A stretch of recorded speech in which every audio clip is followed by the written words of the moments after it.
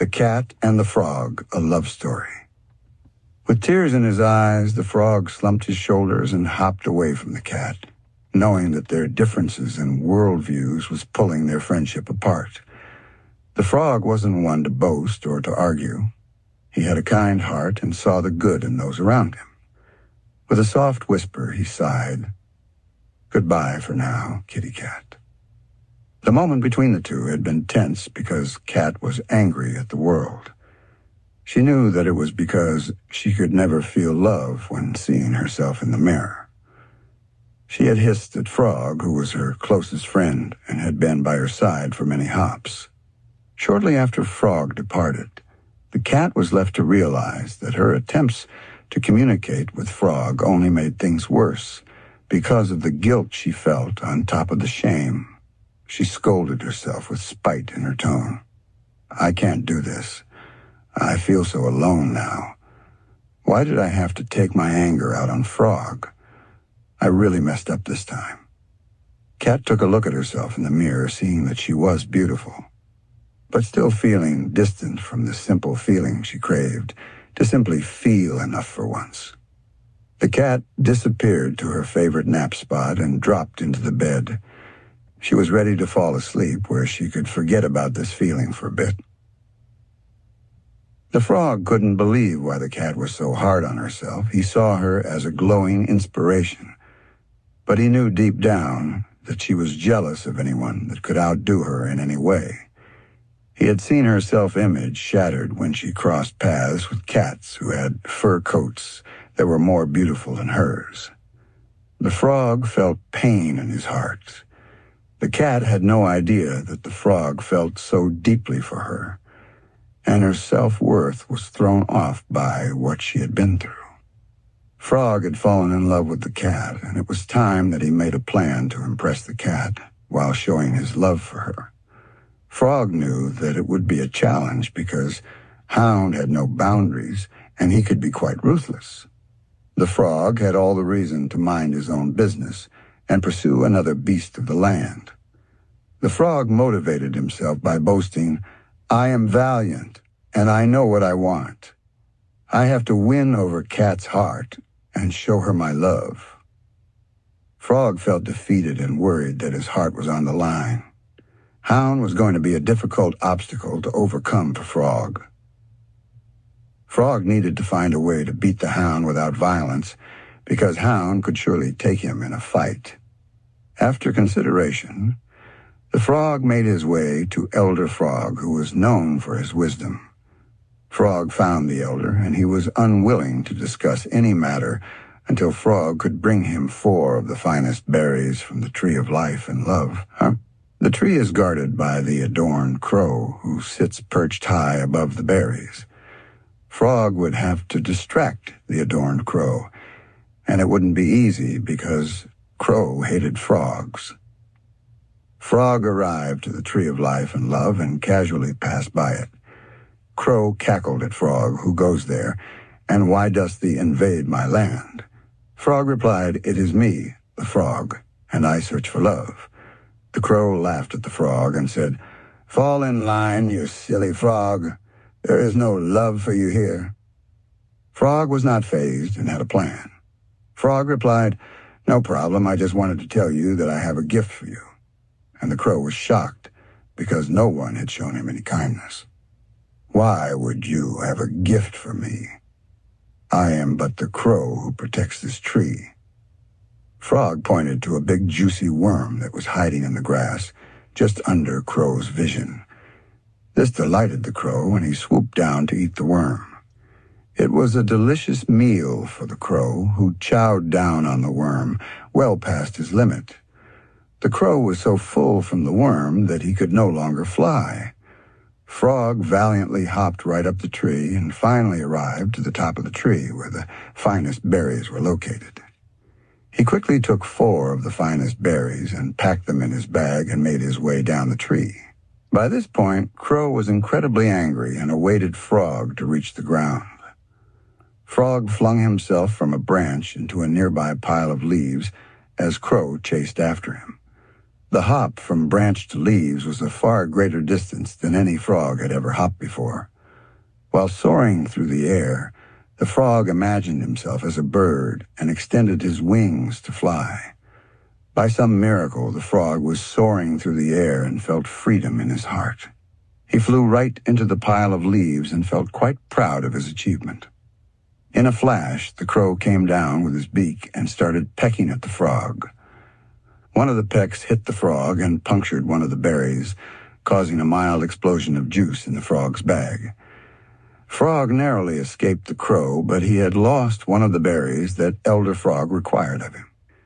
He took a moment and sat on the old log by the river, and he wept. How can I possibly win over the love of my life without help from Elder Frog? He will refuse when he hears that I failed him. The frog slept and continued his journey back to the Elder Frog at dawn. As he woke, the birds sang a song of hope, one that the frog had never heard before. It was a beautiful song that he was humming to himself as he carried on with the remaining berries.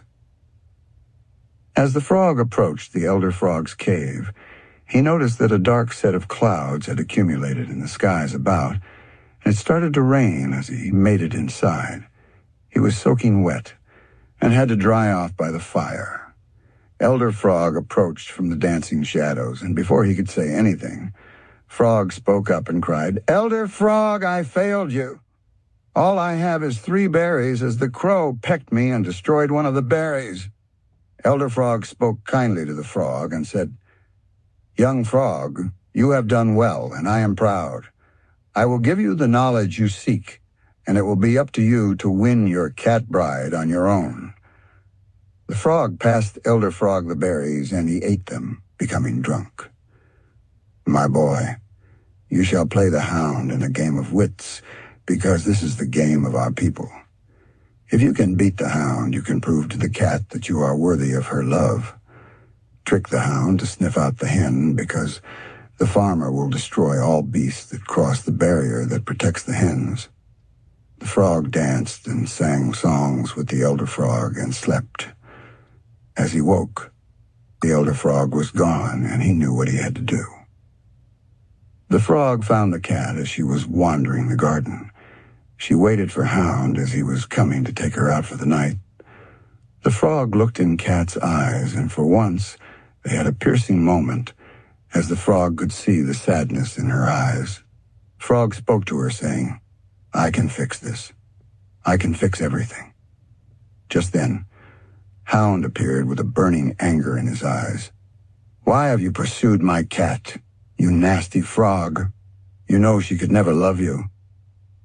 The frog shivered in fear as his voice cracked. "I came here to find you, Hound. I wanted to tell you that the farmers have turned blind and the hens are unsafe. I have seen with my eyes. I just came from the farm." The Hound's eyes grew wide as he imagined the carnage. Hound said, "Very well. But if I find this to be untrue, it is your head I seek." And he trotted away towards the farm. Frog knew that the Hound would be captured at the farm, and he had the cat alone now. The cat felt a shimmer of hope as the Hound disappeared, and she looked in Frog's eyes and asked, "How could you do this? Hound will tear you to shreds, and he will continue with every frog he crosses paths with." The frog smiled as he knew that the Hound would never return. "You are safe with me. Now, my cat princess, you will never have to deal with him again." The frog took Cat by the hand and shared a kiss. The moment their lips touched, the sun set on the horizon, and the frog transformed into a handsome black panther.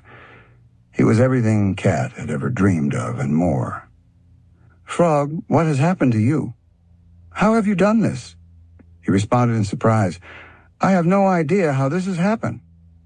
The frog was now a black panther, and he was perfect for his bride.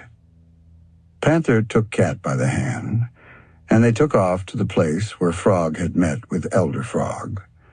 As they arrived at the cave, they entered, and something felt strange. Normally, the cave had a fire lit inside and some signs of life, but this time there was no fire.